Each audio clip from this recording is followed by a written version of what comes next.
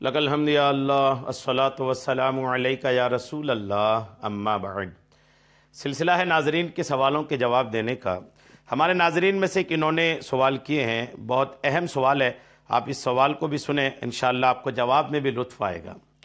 इन्होंने सवाल किए हैं एक दुरूद पाक के ताल्लुक़ से। दुरूद पाक है अल्लाह रब्बु मुहम्मदिन सल्लल्लाहु अलैहि वसल्लम नहनु इबादु मुहम्मदिन सल्लल्लाहु अलैहि वसल्लम।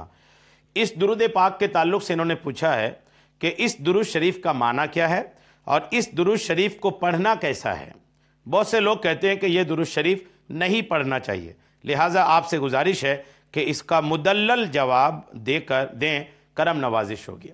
मुदल्लल जवाब मतलब जवाब में दलीलें भी हों। तो ये दुरूद शरीफ का माना और इसको पढ़ने की वजह या इसको पढ़ सकते हैं कि नहीं, जो लोग इसको मना करते हैं वो क्यों मना करते हैं, क्या उनके ज़हन पे बात चलती है, इंशाअल्लाह इस बयान में मैं सारी बातों को वाज़े करूँगा। पहले इस दुरूद शरीफ के तर्जमे की तरफ आते हैं। अल्लाह रब्ब मुहम्मदिन सल्लल्लाहु अलैहि वसल्लम। अल्लाह मुहम्मद का रब है, तो उन पर अल्लाह मुहम्मद का रब है। अल्लाह रब्ब मुहम्मदिन, अल्लाह मुहम्मद का रब है। सल्लल्लाहु अलैहि वसल्लम, मुहम्मद पर दुरूद हो और उन पर सलाम हो।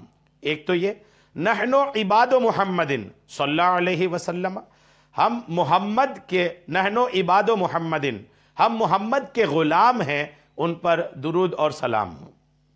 ये है, या इसकी वजाहत यूँ भी की जा सकती है कि अल्लाह रब्ब मुहम्मदिन सल्लल्लाहु अलैहि वसल्लम, अल्लाह जो है वो मोहम्मद का रब है, वो अपने नबी पर दुरूद और सलाम पढ़ता है, तो हम तो मोहम्मद के ग़ुलाम हैं, तो हम भी मोहम्मद पर दुरूद व सलाम पढ़ते हैं सल्लल्लाहु ताला अलैहि वसल्लम। ये तो इसका तर्जमा हुआ, याद रखिएगा। अल्लाह रब्बु मुहम्मदिन सल्लल्लाहु अलैहि वसल्लम, अल्लाह मोहम्मद का रब है तो वो उन पर दुरूद व सलाम पढ़ता है। नहनु इबादु मुहम्मदिन, हम लोग मोहम्मद के ग़ुलाम हैं, हम सल्लल्लाहु अलैहि वसल्लम, मोहम्मद पर हम भी दुरूद व सलाम पढ़ते हैं। ये तर्जमा है। अब इसके बाद इस पर सवाल है कुछ लोगों का, कुछ लोगों के ज़हन पे खलजान है। तो जिनके ज़हन पे भी खलजान है ना, जो भी इस दुरूद पाक को मना करते हैं, उनके ज़हन में एक बात दौड़ती है। वो ये दौड़ती है कि शुरू में भी इस दुरूद पाक की जो दो जुमले हैं, अल्लाह रब्बु मुहम्मदिन और नहनु इबादु मुहम्मदिन, इबादु मुहम्मदिन में इनको दिक्कत है।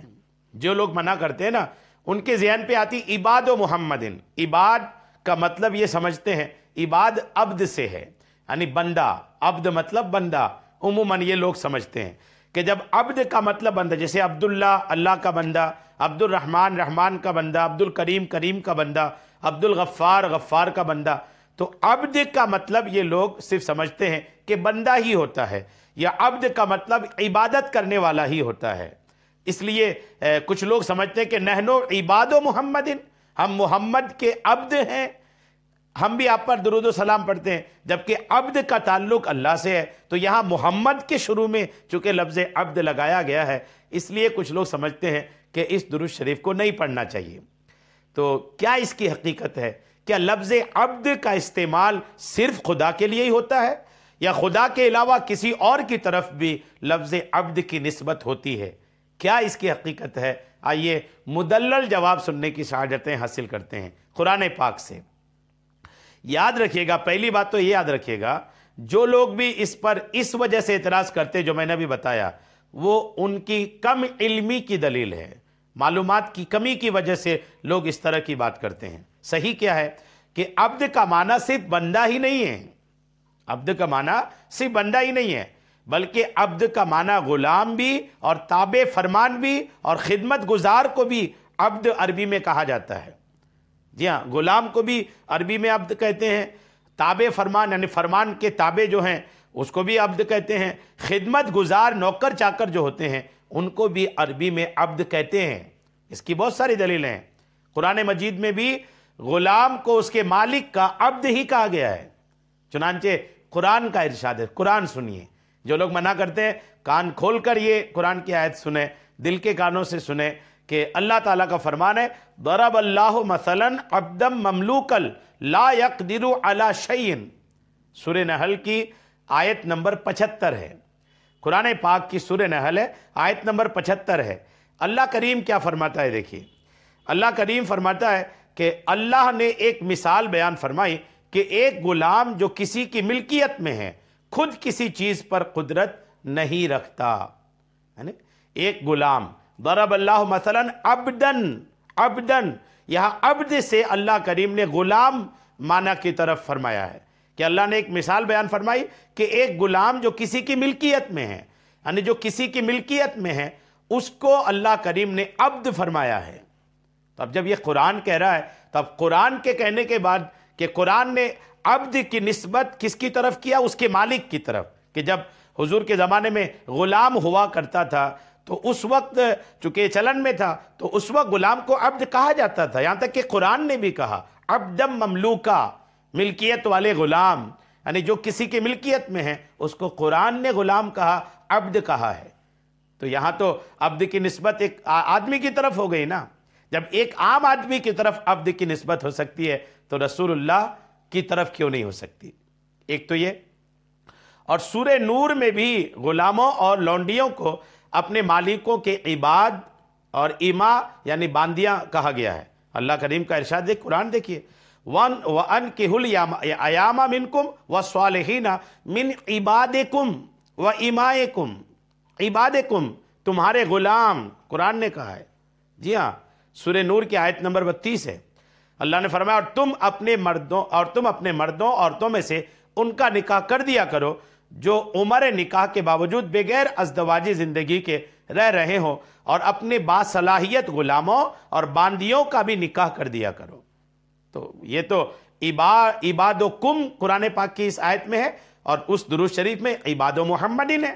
کیا فرق ہے؟ کم سے اشارہ بھی اس غلام کے مالک کی طرف ہے، تو یہاں عباد و کم میں اشارہ ہے اور عباد و محمدین میں سیدھے حضور کا نام ہے۔ کیا فرق ہے؟ کوئی تو فرق نہیں ہے۔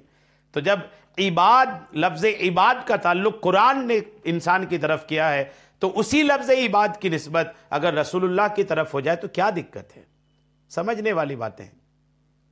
اس سے ظاہر ہوتا ہے کہ قرآن مجید میں عبد کا لفظ غلام، نوکر، خدمت گزار کے معنوں میں بھی استعمال ہوا ہے۔ رسول کریم علیہ السلام نے لوگوں کو تعلیم فرمائی ہے کہ وہ اپنے خدمت گزاروں اور ملازمین کو عبد نہ کہیں۔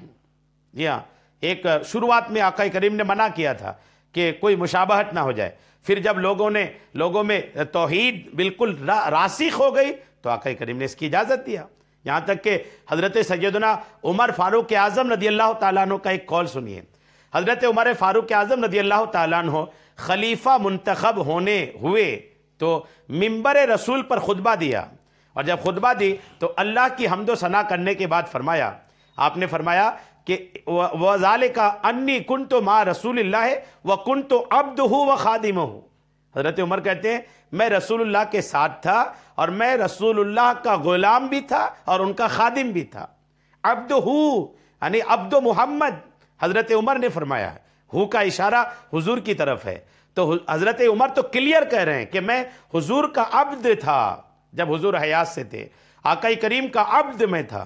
جب آقا کا عبد خود کو سیدنا عمر فاروق اعظم کہہ رہے ہیں تو آج کے لوگ کیا حضرت عمر سے زیادہ اسلام کو سمجھنے لگے ہیں؟ حضرت عمر کا یہ قول کنز العمال جلد 3 صفحہ نمبر 147 پر ہے۔ اس لیے عبد بمعنی غلام کی نسبت رسول اللہ کی طرف کرنا جائز ہے۔ عبد المصطفیٰ کا معنی رسول اللہ صلی اللہ تعالیٰ علیہ وسلم کا بندہ نہیں ہے۔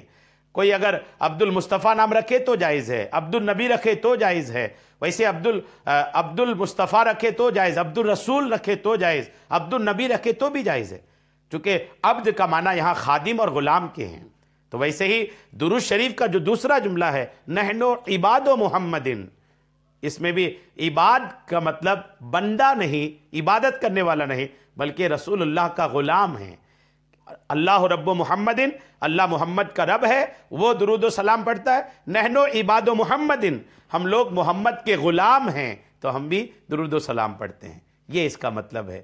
اللہ کریم ہم سب کو عمل کی توفیق عطا فرمائے، آمین، بجاہ النبی الامین صلی اللہ تعالی علیہ وسلم۔